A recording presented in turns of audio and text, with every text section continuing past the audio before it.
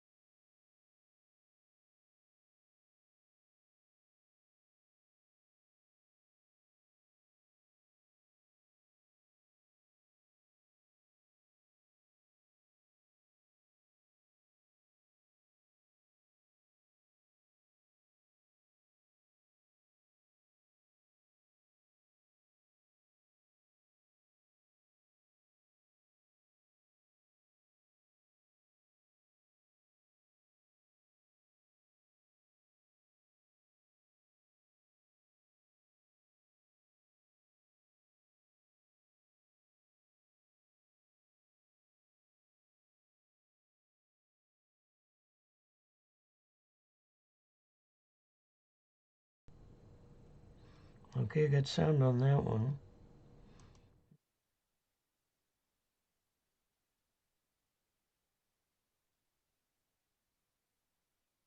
Pro webcam, okay. Got audio there on the overhead.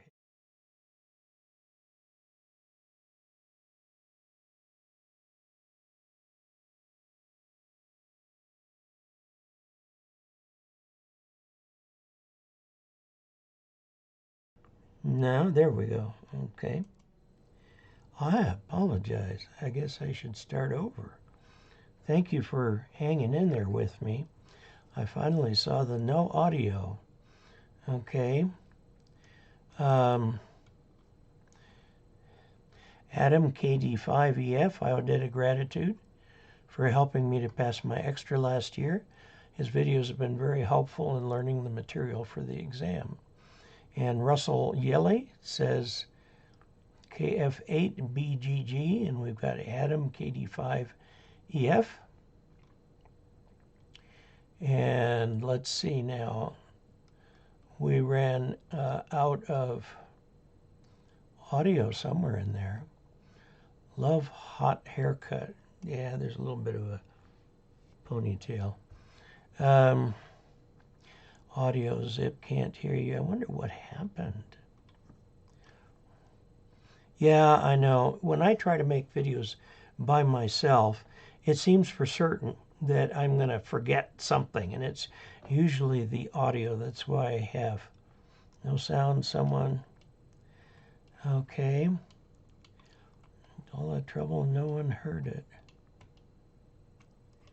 Okay. There was a question or a comment from someone This is Annie L. Good evening, soon to retire nurse. And I want to explore the world of ham radio, looking for best resources for studying. There is a Ham Radio for Dummies book, but that's not a good license manual. Thought I'd start here. Okay, this is a good place to start. And I'm going to do KE0OG. Let's go to the screen. Okay, and so we do that. Let's get up there, get the cursor there. Okay, now we go to read the current issue QST. No, I was showing that we had a number of magazines. That's not what I wanted to bring up.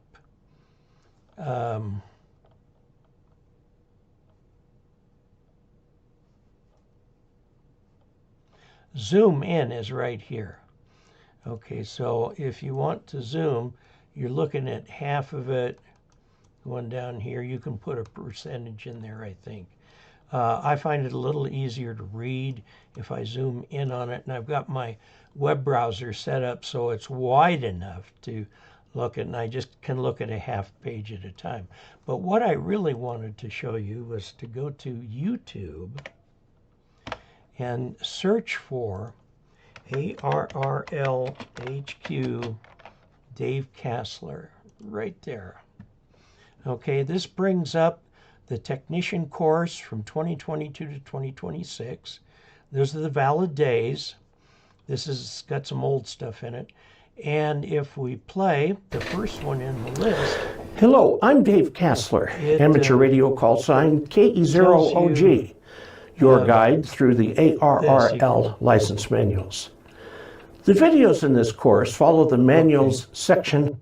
Now, this video will tell you things like what the manual is, where to get it. You can get it from ARRL or Amazon. And then it talks about how we're going to go through each section of the video, okay? And this is... Hello, I'm Dave Casler. Yeah, be quiet there.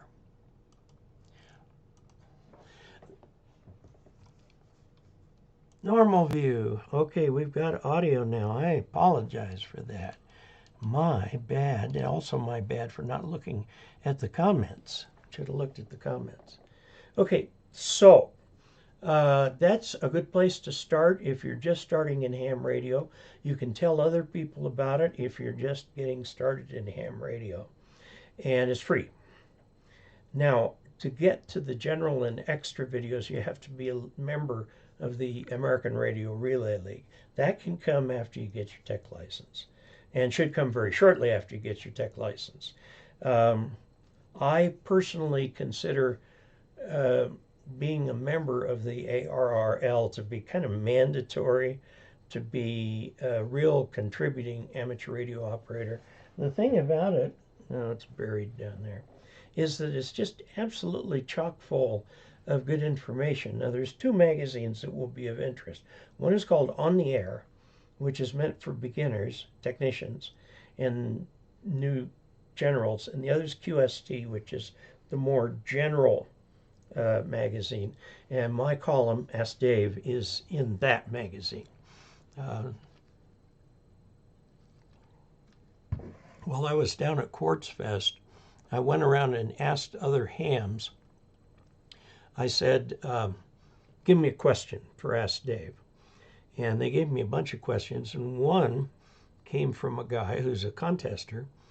He says, what's the deal with contesting? Why is it helpful to be a contester?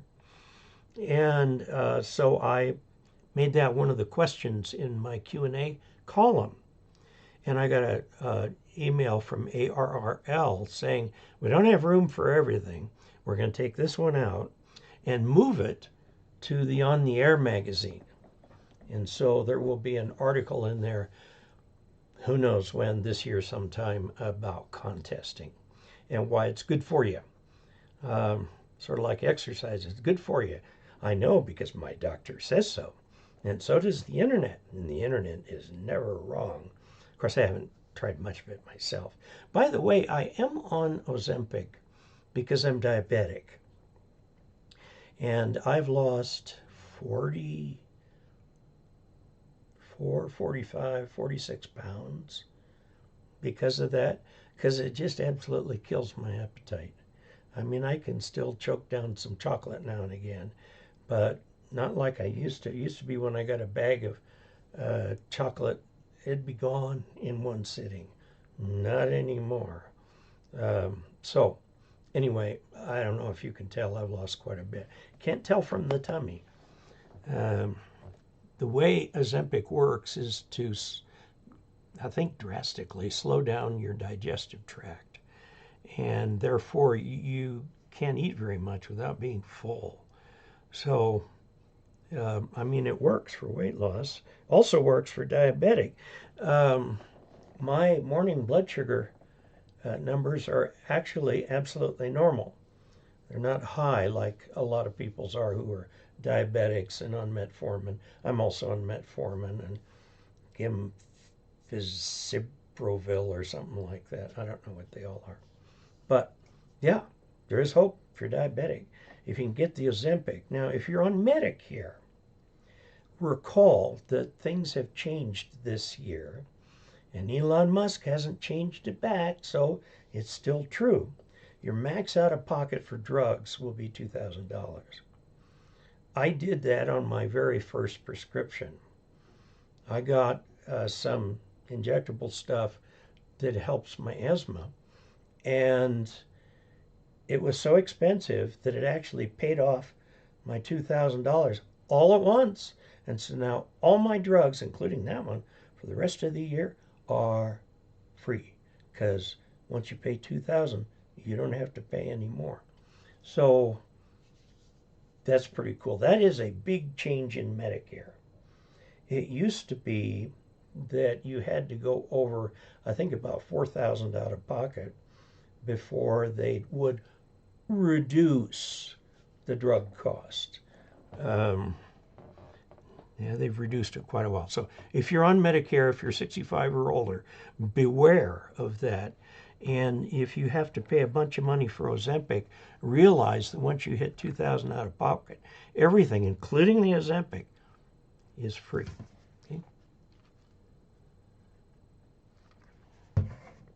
Okay, let's see if we can get back to some of these now. Snow and freezing rain in Portland, Oregon. Oh man, that's got to be extra cold there because you're right on the ocean, sort of. And you get a marine climate, but snow you can get. Old man and guitar. It's interesting to see your format from 2 Echo 0 Delta Echo Quebec. That's in the UK. Doug Matulis. Studying for my extra now. Is ham radio prep any good? Yeah, it is, of course. It's more of a drill. Presents the questions, tells you what the right answers are, and so on. There might be a little bit of explanation in there too. I take a very different approach. My goal is not to create amateur radio licensees. It's to create hams. People who, when they get their handheld, know what to do with it.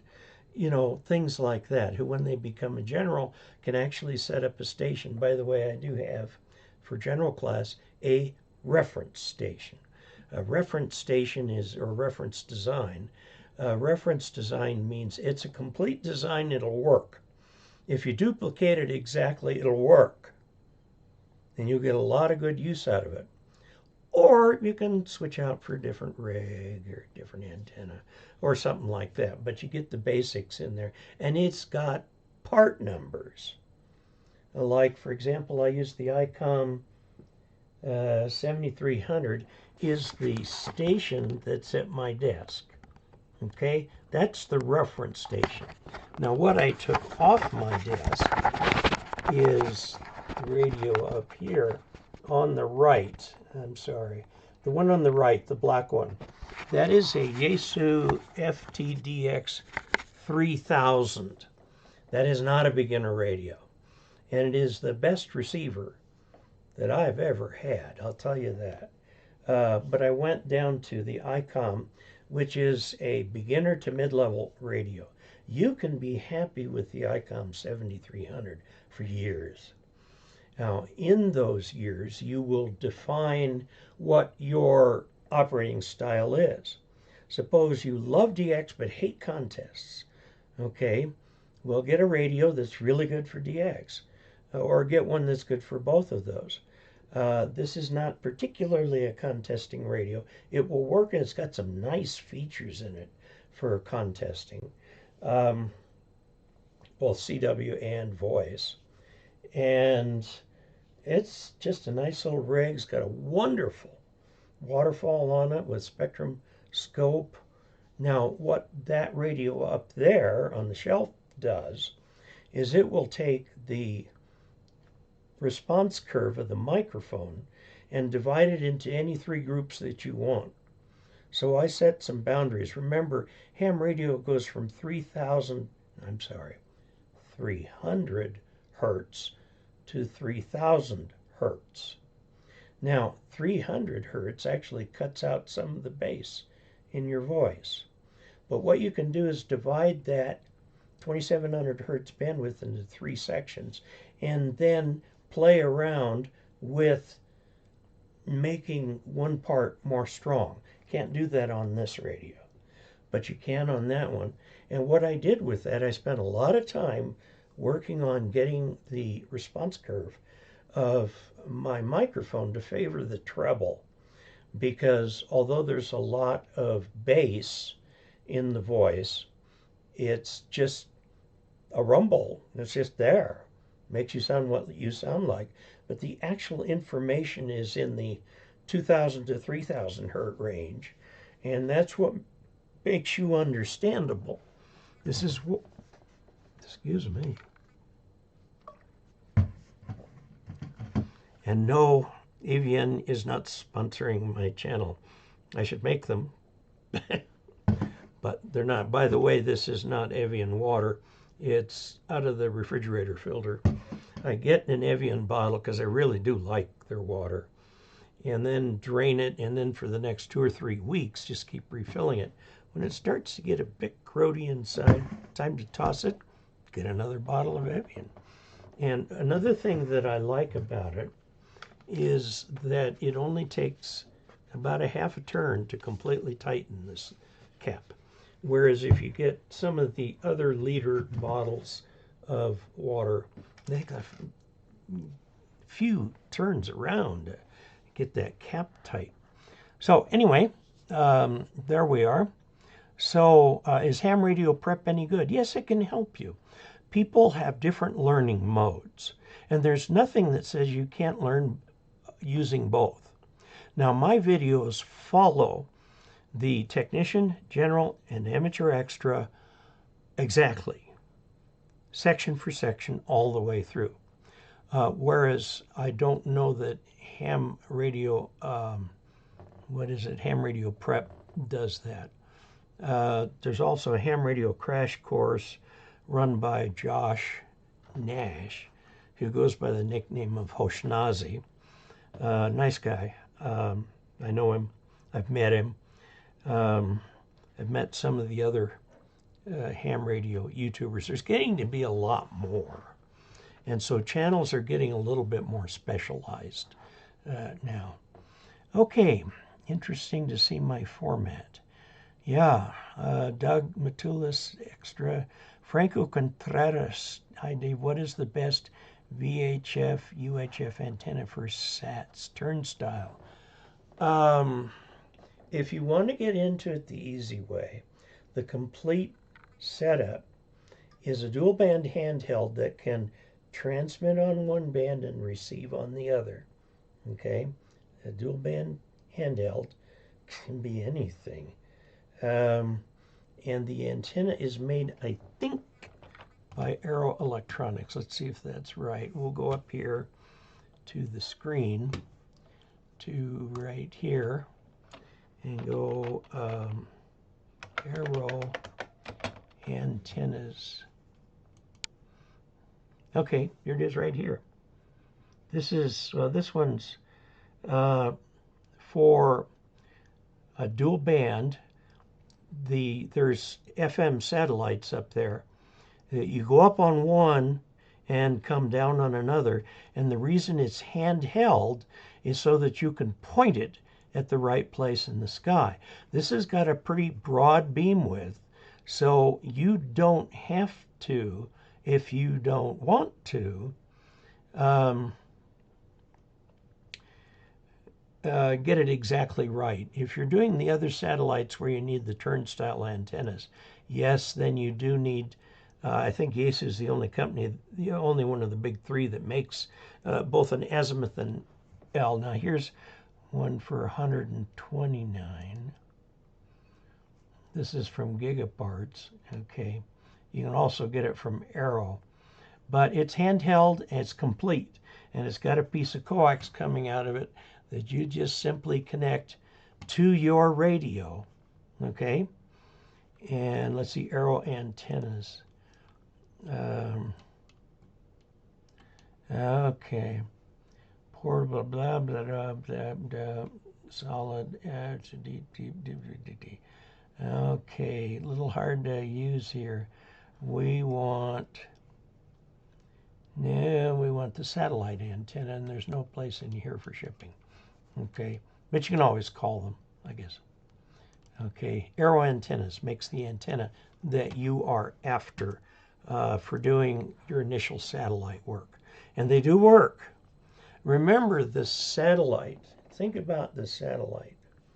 The satellite is about 200 miles away, and you have a perfect line of sight. There is nothing between you and the satellite except air. Now, water in the air starts to absorb at about 10 gigahertz. So you're fine going through water. That's why commercial aircraft use frequencies that are down below our 2-meter band for aviation. It'll get through just fine. Now, the radio on an aircraft from 30,000 feet can get about 200 miles distance. It only needs a few watts. I mean, like I said, there's nothing in the way. So you take that 200 miles and point it up. Okay, there's a ham satellite up there, and you've got this bonus that after about 30 miles, most of the atmosphere is gone. So the rest is pure outer space, sort of. There is a little bit up there, but in fact, the satellite is operating in the ionosphere. The ionosphere goes up quite a ways. That's another story because it seems contradictory, but that will do it for you. So that's the right antenna. I do have a video on satellites. Let's see if I can find it here. We'll go to Studio. And I wish that wouldn't keep coming up. Go to Content. We're going to search for a sat.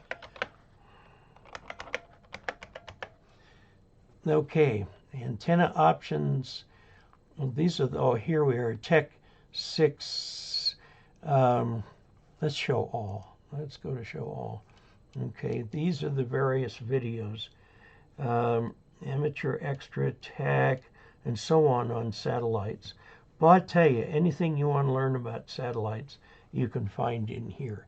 Just do a search for a satellite, and you'll get all of that stuff up there. Now, the word private on them, let me do that search again, satellite.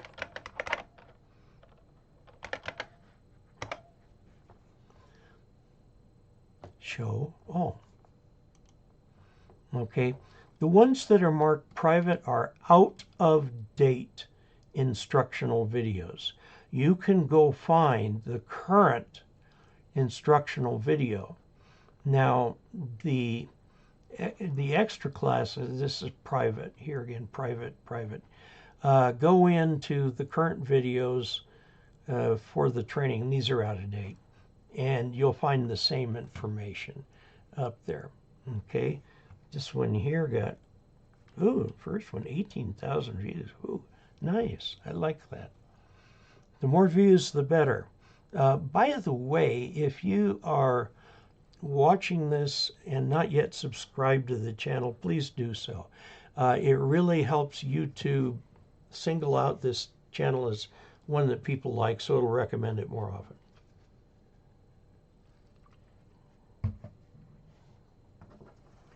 Okay, let's go back over here where we are live streaming.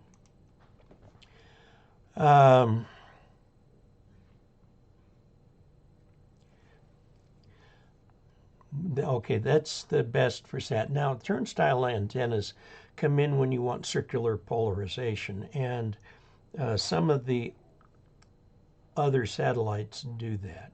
I think they try to keep at least one up there that does FM. It is literally a repeater in space.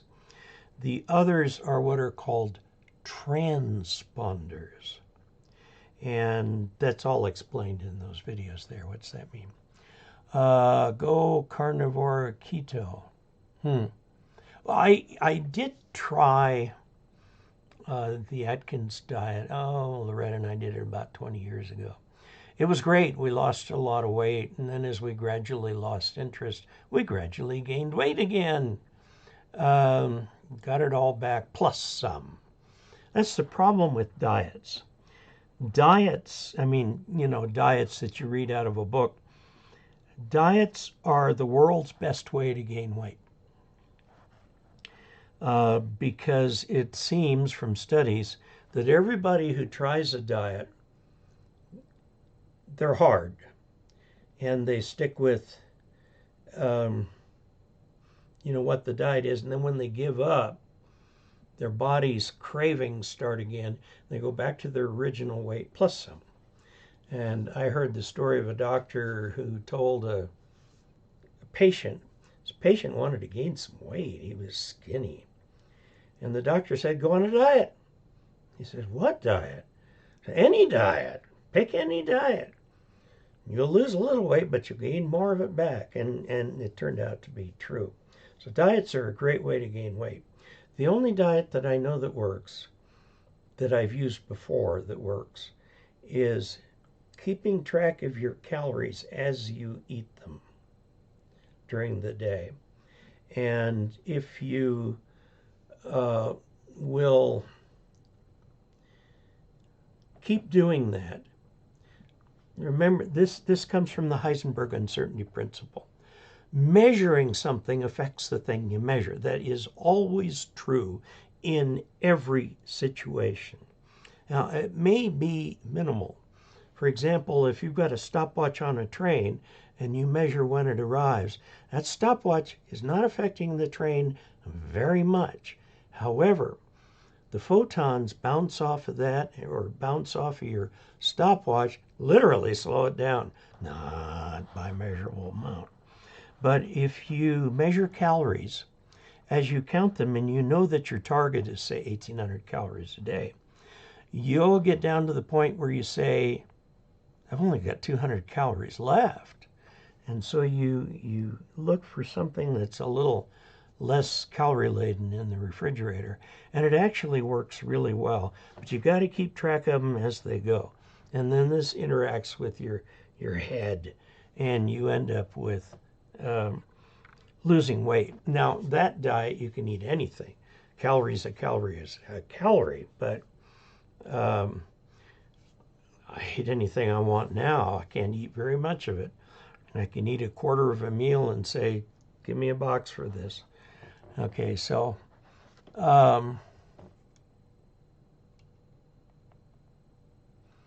let's see what type of, okay.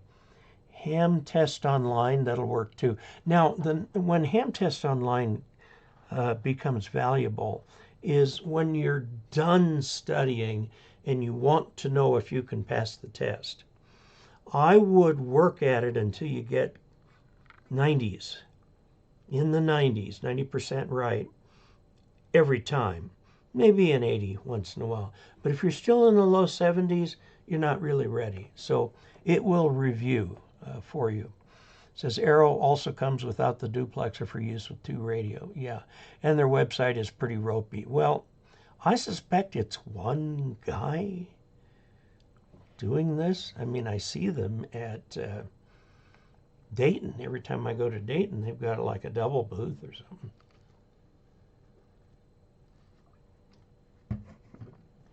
I finally gave up on hand coding my website and went with WordPress. Now, the problem is my I'm on my third hosting provider. I didn't move. They moved. So I started out with one hosting provider, ended up with another that was not nearly as reactive, ended up with another now who says, we need to talk to you about the resources you're using. And I know my website hardly uses any. But we need to talk to you that, and the appointments that they give for that conversation are all in the middle of the night. So in other words, the people I would be talking to are working in the daytime in China. Okay? So that's wonderful. You want me to get up at night? Why don't you get up at night? But I hate getting up at night, by the way. What type of gear would you recommend for a beginner to start in with basic repairs for radios? Do some kit building. There is a company in Canada that makes kits that are just real simple to build, and you've got quite a range of kits that you can choose from. And thank goodness the 25% tariff didn't go into it. Let's see, I've got one sitting over here that didn't work very well.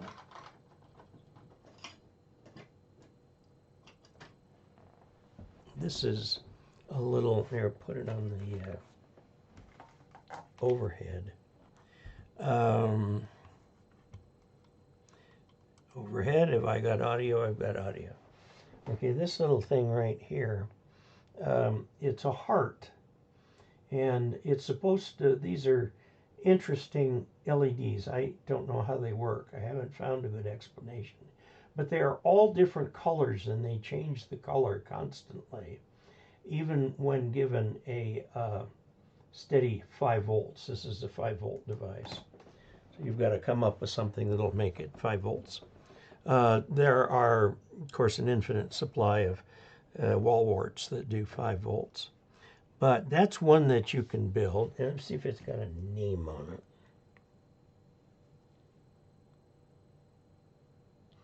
I don't see a name on it. I'll have to get a name for that. Okay, so that would work well. Let me see. I'm going to get up here. Expense, right? Ozempic. It is expensive, but only once. If you're on Medicare. If you are on Medicare.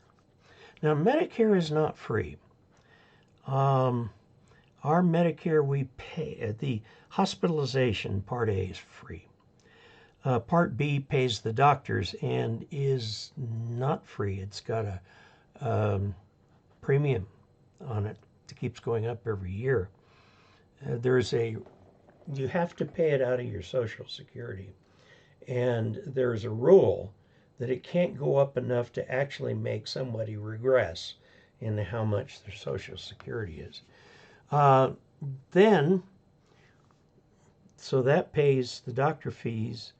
It has a copay, but we have a Medicare supplement plan that pays things that Medicare doesn't. So like if Medicare covers something, but there's a great big deductible, this will pay that. So we got to pay that premium. And then there's the drugs, which are all separate. There's a whole bunch of different drug plans out there, and they are all required to do the same thing. And they cost various amounts of money. And what you get back is varying copays every time you get drugs. Now, like I said, you're limited to $2,000 out of pocket. Some people, that's more than a year's worth of drugs. You know, they're on one blood pressure pill or something. Blood pressure medications are usually pretty cheap. Now, then they came out just this year, brand new, a $2,000 cap on your drug costs, which is great because I've still got to pay a premium for the drug plan. So I pay, between my wife and I, close to $10,000 a year in Medicare premiums for all these wonderful privileges. Don't listen to anybody who says Medicare is free health care for the elderly. It is expensive health care for the elderly.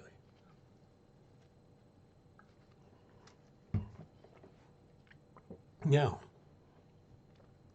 what did I pay when I was working for IBM? About that. When I first started working for IBM, healthcare was free. It was a perk given to all IBMers, and it had been that way. IBM was the first large company to start paying medical bills. And then gradually we had to pay more co-pays. Then we had to use a network provider, you know, and that's just the way it goes. But about that amount of money. So anyway,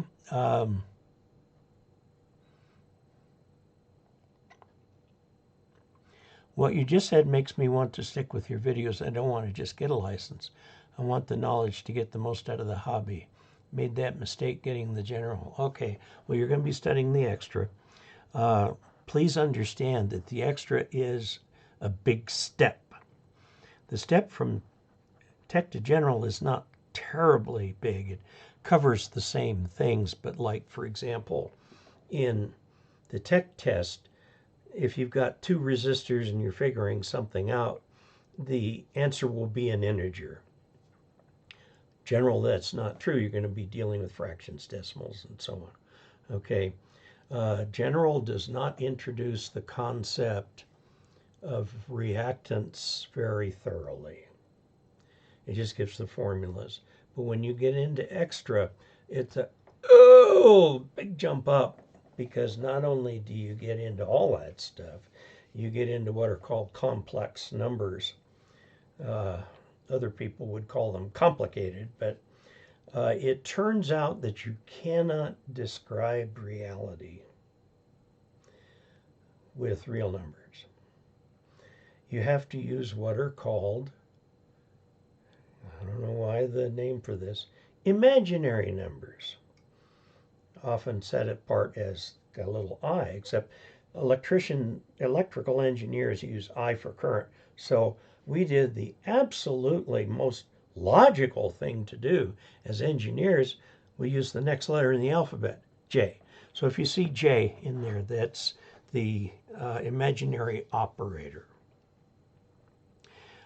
Now, between the real and the imaginary line, you can describe nature. Okay. There's something called quaternions that fortunately we don't have to touch. The original Maxwell's equations were written in quaternions. There were 21 of them. A guy by the name of Heaviside, wacko guy, oh, but is he interesting. He reduced them to 4. He also introduced the concept of operational calculus. And when you see Maxwell's equations today, there are just 4. That's a bit of a misnomer. There are actually 21. But Heaviside's equations are just 4, and we always call them the Maxwell's equations. By the way, Albert Einstein, in his work, he wrote 3 seminal papers all in 1 year, and then spent the rest of his life working off of that. One was about the nature of the photon, being a particle, and the next was special relativity, which was that nothing could go faster than the speed of light. And here's the kicker: it doesn't matter what frame of reference you're in, you have the same speed of light. And then the third was general relativity. There are a lot of people who say they understand general relativity. I'm not one of them. There are 4 dimensions: X, Y, Z, and time. Space-time is one thing. It's not separate things. It's one thing. And that's where it gets weird. Now, Einstein took the rest of his life working toward what he called a unified field theory. A field is like an electromagnetic field. You know, that's how radio waves propagate. They propagate through the electromagnetic field. Some people like to speak of this creates an electromagnetic field, this creates one. My position on that is there's an electromagnetic field that has local perturbations, but it's all one field. Now, field is a fancy word used by engineers and mathematicians to refer to a closed system where things will add and divide, and no matter what you do to them, you'll still end up in the same field. For example, the set containing the number 1 is closed under multiplication. No matter how many times you multiply 1 by 1, you still end up with 1. That is a closed system. You can't get out of it. Now, it's not closed under addition. Under addition, you get the real line, the real integers. Okay, and then if you want to do division, then you have to have the whole real line, and so on. Fun games. Takes me back 45 years to when I was studying mathematics. Okay. Dave is going to build a new antenna, thinking of a 20-meter Moxon or hex beam. Want it for DX. Which should I build? Moxons are a good antenna to homebrew because you can't buy one pretty much from any antenna vendor. They'll give you Yagis, they'll give you hex beams and stuff like that, but not a Moxon. The problem with the Moxons, you got to rotate it, and that means you got to have a rotator. The old Armstrong method was take your strong arm out there and pull a lever on the mast and make it turn.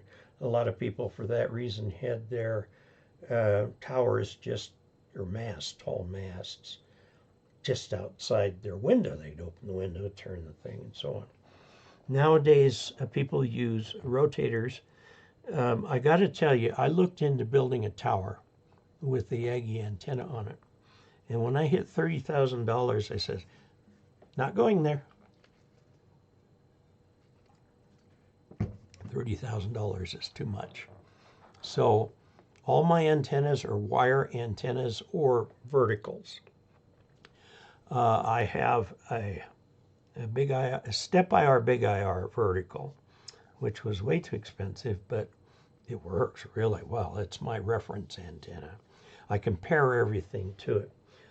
If I use this little SDR plate Duo, which is a little tiny thing here, but it can receive on 2 frequencies at the same time, and those frequencies can be the same.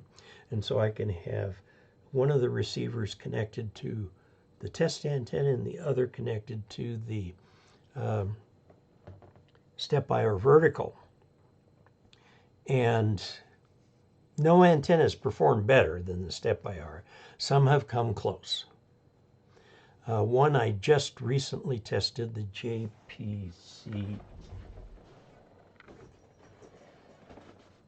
JPC 12 on bands other than 10. It's vertical, portable vertical. It's about 3 dB down, half an S unit down from my comparison antenna. And I can put up, using SDR Play's new software at SDR Connect, you can get 2 receivers exactly one above the other. So if you take a screenshot, you've got the signal to noise ratio on one and the signal to noise ratio on the other at an identical time. And that's very nice for comparing antennas. So that's what I use that for. I've also hooked up, I've got my ARRL antenna. It's the end-fed half-wave dipole. By the way, it is my strong opinion that a dipole is a dipole is a dipole. Saying you have a dipole means nothing about how you feed it. Although, in practice, if you say, I've got a dipole, people assume it's center fed. You can also off-center feed it, and you can feed it at the end. It's all a matter of matching the impedance.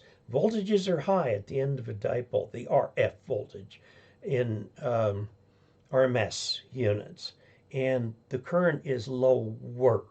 Now, they can't be a lot different. If they're out of phase, that dipole's not transmitting. So they have to be somewhat in phase for the dipole to transmit. Now, what on the dipole does the transmitting? The fact is the current does the transmitting, because it's one of Maxwell's laws. Maxwell? Maybe somebody different. That a moving electric current, reciprocating electric current, creates a moving magnetic field around the antenna. Well, the moving magnetic field creates a moving electric field. Creates a magnetic field, creates an electric field, and so on. And once you get out of the near field where all of these electrons are jostling for position, you need to get about 2 lambda away from the antenna to get a plane wave. Plane, P-L-A-N-E, plane wave coming out of the thing where things have kind of resolved themselves, okay? But that's how antennas work. The current moves back and forth, which moves the magnetic field back and forth, and so on.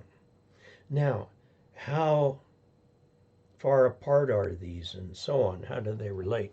Well, that depends entirely on frequency, okay? And of course, antennas can radiate another thing. They can radiate heat if they're poorly fed. Okay, I would build the hex beam. If you're doing this from scratch, you might want to take a look at the Moxon because it's easier to build from scratch. The problem with building hex beams from scratch is you've got to get some fiberglass poles that will bend nicely for you. Okay, the big swig. What type of gear would you recommend for a beginner to start with in basic repairs for radios? Did I answer that already? I think I said get some kits. Is it Canna Kits?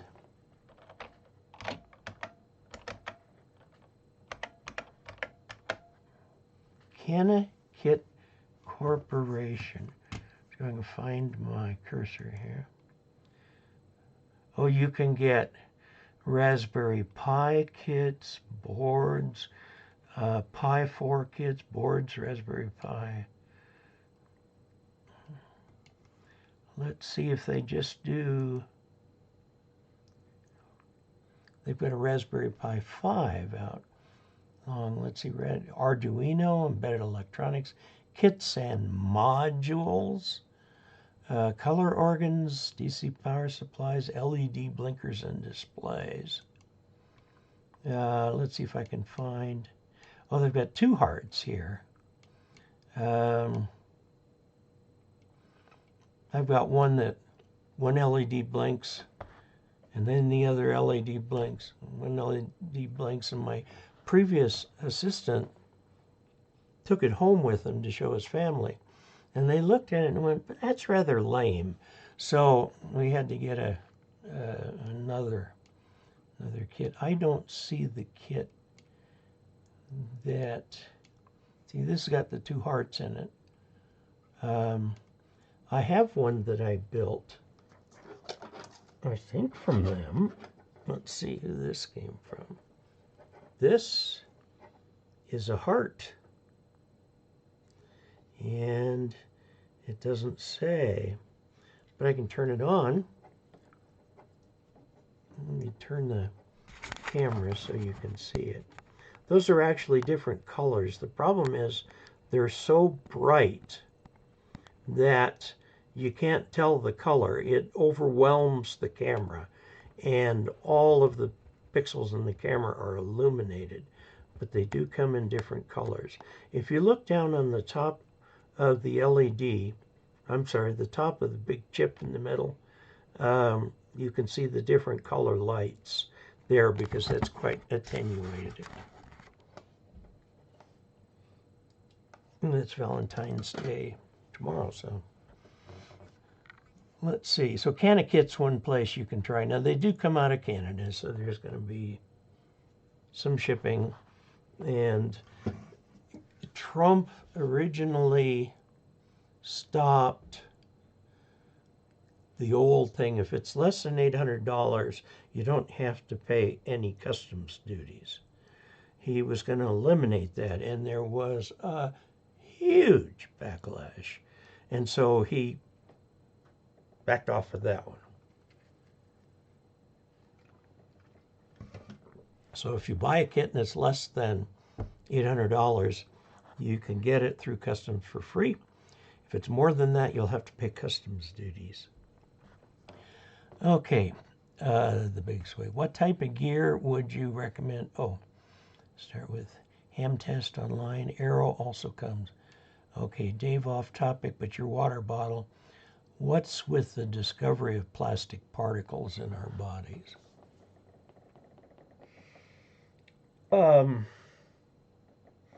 Plastics have to degrade.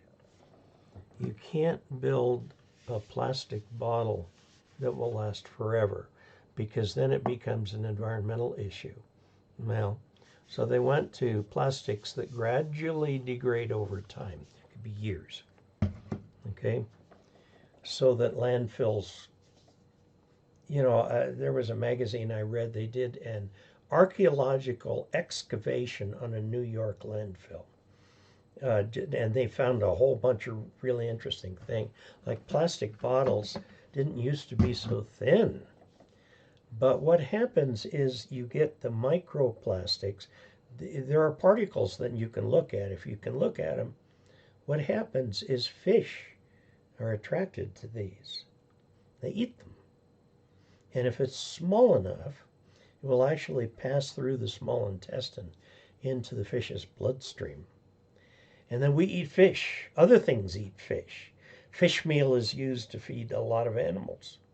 So you end up with these microplastics in the food chain. Now, where it really became an issue is microfiber cloth, like these.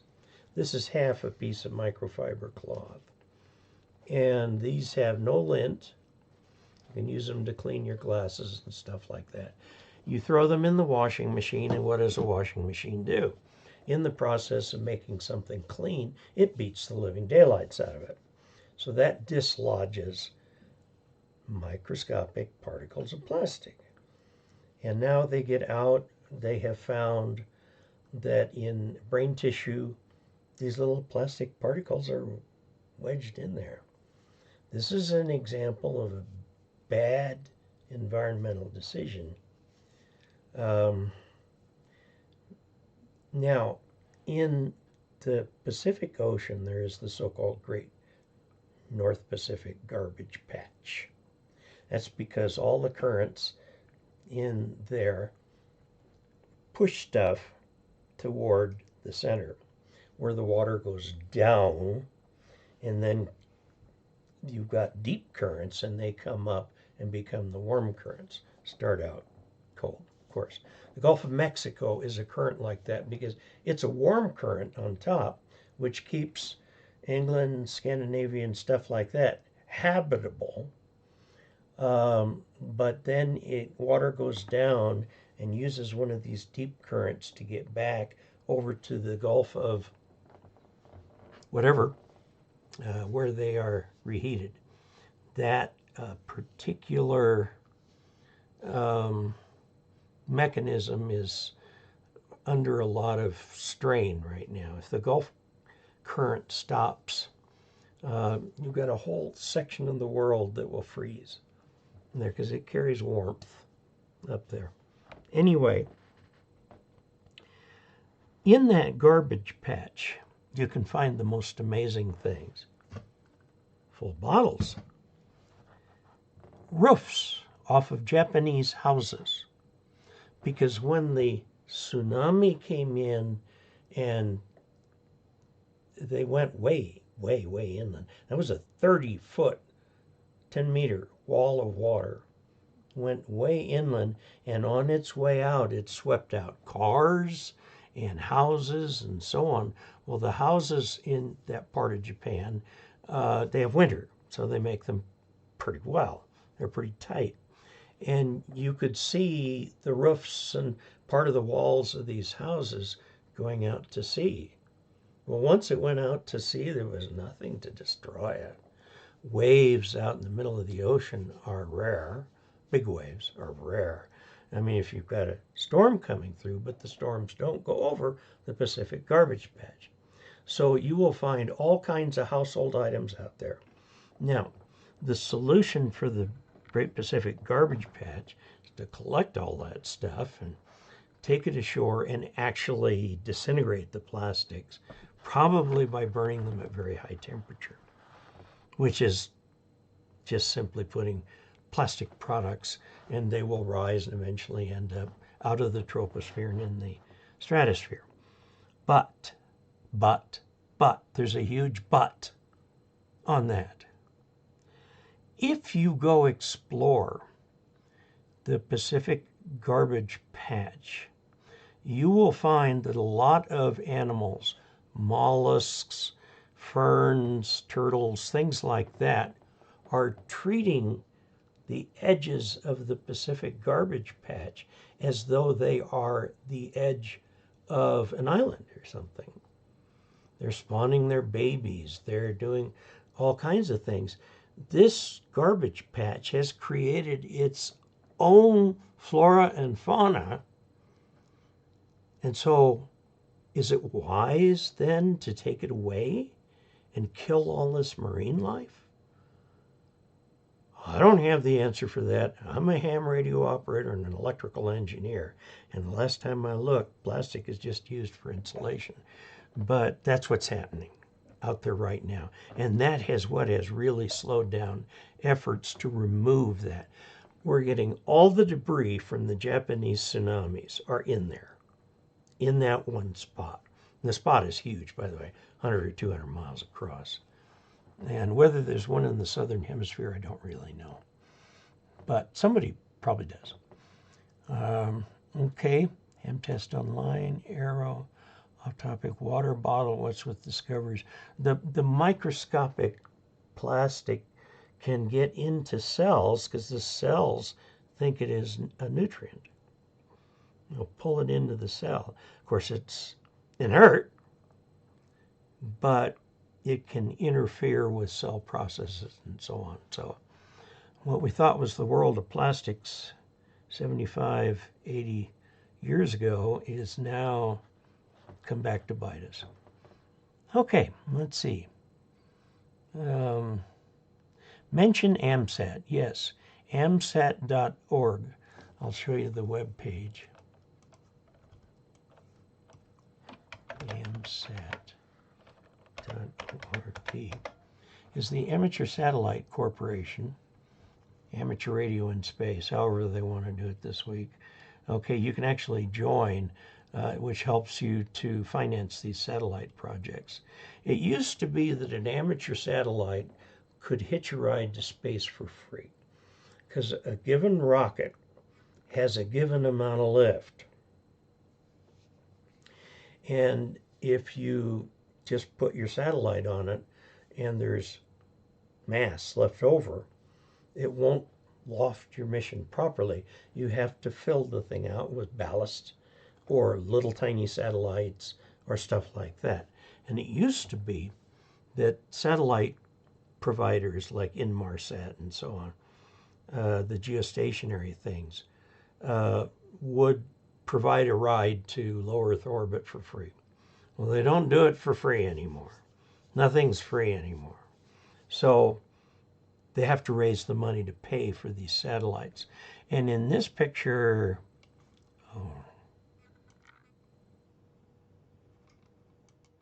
here we go. This is a picture of amsat.org. Sorry, I didn't switch the thing. But you can join this, you can donate and so on. And the rides aren't completely free anymore. So you can find anything there is to know about satellites, all the kind of stuff. You learn what the Keplerian elements are and so on. Keplerian elements for about 2 weeks completely describe the orbit of the satellite, and then they gradually get bad. And the reason for it is because the Keplerian elements, normal view, The Keplerian elements don't cover everything a satellite encounters. Gravity is not uniform around the planet. In fact, if you were to find a spot here in Colorado that is absolutely level, and you drill a hole, you will not go to the center of the Earth. You'll miss it. If you go to Tokyo, same thing. You'll miss it. And very little on Earth, maybe some, slope like that, will actually penetrate the center of the Earth, but most don't. The study of the measurement of gravity is very important to the study of measuring the Earth and determining where you are. And that field is called geodesy. And it is fascinating. Local level is not the same as level in the, let me remember the name of the datum for GPS. The GPS datum is the sphere that's slightly squashed, the ends, because the Earth bulges as it rotates. There's a lot of inertia in that dirt. And that ignores local gravitational anomalies. Like if you measure Korea from the Tokyo datum, it'll be 1,000 feet off. In the United States, if you use the NAD27 datum for measuring things, and a lot of maps are still North American datum in 1927. There's a new datum, WGS 84, that's the name of the new datum. And I think it's if you move your hands apart, the difference between the WGS 84 datum, which is what everybody measures now from, and the NAD 27 is about a foot off horizontally, but vertically it's over 100 feet off. So that is why on your GPS you have to tell it which datum am I using. For horizontal XY, they use WGS 84, but for heights, they still use NAD 27 for a lot of heights. That's why heights haven't changed. Mountains don't change how big they are unless there's a volcano. So why change the height of it? Because one guy's mountain will become higher, another guy's mountain will become lower. By the way, the Andes in the South America, there are spots that the distance from that spot to the center of the Earth exceeds the height of Mount Everest, which is universally known as the highest mountain in the world. But if you measure that height directly down using the Nepalese datum, it comes up higher. So the science of geodesy is just so cool. I worked for Lockheed. For a while, I worked with a company called Space Imaging that launched satellites and would offer meter distance, sub-meter distance, to people who needed it for construction, for farming, for whatever. And it was not a location, it was a photographic satellite. And I had to dig into all this. There was an instance in Lebanon many years ago where there were U.S. Marines ashore and there were the bad guys on the other side of them. And they were going to have a Navy ship shell the bad guys. But the problem is the Marines were using one datum and the ship was using another. And the shells, instead of hitting the bad guys, fell about 1,000 feet short and hit the good guys. Because the ship's navigator and the marine mapper did not understand the concept of a datum. A datum is where you measure from. We use the North American datum. We also use WGS 84 for horizontal, but NAD 27 for vertical. And there's a place in the middle of the Indian Ocean that's got a gravity well. Gravity is low there. And the ship would read its GPS and said, hey, we're 100 feet in the air.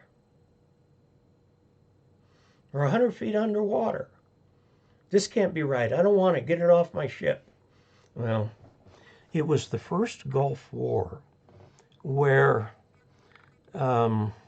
soldiers discovered the value of the GPS because GPS receivers became handheld. I mean, they were grand a piece, but they became handheld. And we had Army people over there who would write to their parents and request desperately that they send them a GPS receiver so they'd know where they were. And finally, you know, this is one of those revolutions in the military that came up from the bottom. And finally, the Army people said, well, Air Force and Navy, I guess you got something there. And now, of course, everything's GPS. One of the problems is that with exercises in the United States, Army exercises, multi-service exercises, one of the things they will include is a GPS jammer. The problem, of course, is, meanwhile, commercial airlines are flying over this spot and they're having their GPS jammed. And it's creating havoc when they do that. Now, the FAA was going to take all of its VORs, which is VHF Omni Range, out. Get rid of them. And then they started having this jamming issue. And the FAA said, maybe we better hang on to those. So they took about half out, but you can still use the old system today to determine, to triangulate your location. And there are instruments even in a lot of private aircraft that use these VOR lines to determine where they are. So that's a big, long, way off topic. Okay. Mention AMSAT. Okay, calling in VK land, which is, what happened? What happened? I'm running in. I've got too much stuff on here. Okay, let me, we're out of time. Sorry. Sean, KM6NFO, has put $10 into the chat revenue. This is his third ever super chat on a live stream. Thank you. And he says, welcome back. Bill Myers adds $10 to the chat revenue. We missed your live streams. Thanks for coming back. Ann Von Ziegel added $10 to the chat stream. Thank you so much. This makes all the difference in the world. And he says it's from N6CD. Roz Brown put $20 into the chat stream. And I want to acknowledge that. Thank you very, very much. Dave, is it inadvisable to buy a used high-power linear amp? Not necessarily, if you can test it first. Oh man, I had to do a whole video on that because there's a lot of gotchas on those things. One is the tubes. The used amps are tube amps, and tubes go soft.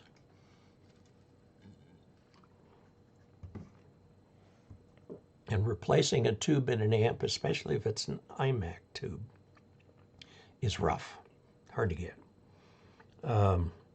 It used to be iMacs were the top of the line in tube amplifiers, but iMac, which was founded by hams, oh dear, what happened? Did I just lose the connection? Well, it says end stream, so I guess I'm going to have to do that.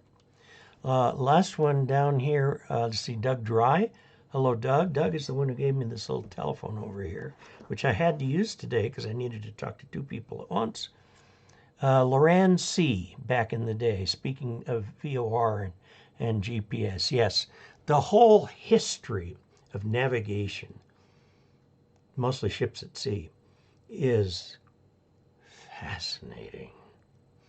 Until some guy came up with an accurate clock, it was hard to determine your longitude. You could determine your latitude easily. Okay, Lockheed employee, I was. Okay, well, remind me of Gandalf. I would like to be able to do what Gandalf did with his cane or walking stick. Anyway, thank you for all you do, Dave. Kilo 40TT. Videos helped me pass my general over 10 years ago. Still enjoying watching you. Okay, so very good. Thank you so much. And those of you who made chat, let's see, what do they call them? Super chats. I greatly appreciate it. Another thing I would like to ask you to do when you're looking at a regular video of mine is, quote, join the channel. People who are joined get early views of all the videos. They get to see them the day they're put up. Okay, so 4 days a week, regular videos, 3 days a week, shorts, and 1 day a week we do this. Okay, I may have to move the time. So if you have suggestions for the time, write to me at askdave@arrl.org. That email will come right into my inbox here. And there we go. I love you guys. I am very happy to be back. So until we next meet, 73.